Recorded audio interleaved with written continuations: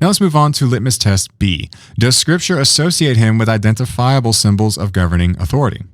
One of the biggest scriptural arguments in favor of the positive verdict is the keys given in Matthew 16, verse 19. Since we've already discussed this in the last episode, I won't rehash the entirety of those arguments here, but in short, the keys are given exclusively to Peter, with similar language being used by Christ as Isaiah 22, which speaks of the chief steward or master of the palace, which is a role in the Davidic kingdom which functioned as the king's second in command, who had literal keys to the palace and was entrusted with managing and running the kingdom in his master's stead with the king's authority.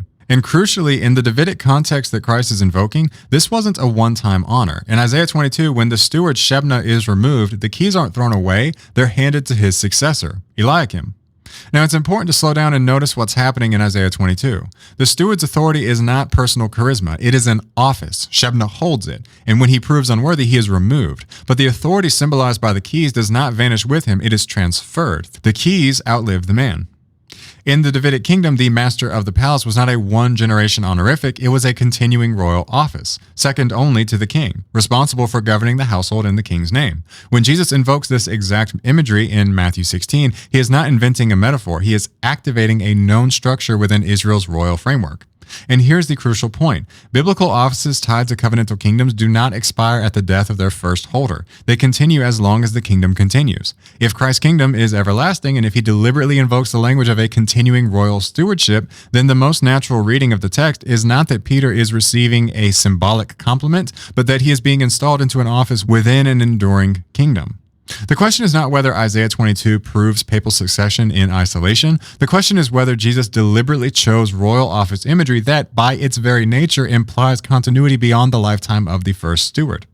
The keys represent an office that outlasts the man holding them. By using this specific imagery, Jesus isn't merely or only honoring Peter's personal faith or confession, he is installing a master of the palace for a kingdom that he promised would last until the end of the age. This interpretation of the keys being a reference to the master of the palace is further confirmed by the verses immediately following this passage in which we read, quote, "From that time on, Jesus began to show his disciples that he must go to Jerusalem and suffer greatly from the elders, the chief priests, and the scribes, and be killed, and on the third day be raised." So Christ installs the chief steward or master of the palace, and then now that that's been taken care of, he transitions to speaking of his death and resurrection. Also, there's the power of binding and loosing given to Peter in Matthew 16, verse 19, which, while this is the same power given to the other members of the 12 just 2 chapters later in Matthew 18, verse 18, it is not insignificant that Peter is once again singled out as the first, and this maps neatly onto the Catholic view of the papacy as the ultimate authority and head of the bishops, who each exercise legitimate authority over the congregations in their charge. In a first-century Jewish context, this terminology of binding and loosing referred to the authority to make binding legal interpretations of the law. So between his being the first to receive the power to bind and loose, as well as being the only one to receive the keys, we can chalk litmus test B to be squarely in the affirmative. Yes, Scripture does associate him with identifiable symbols of governing authority.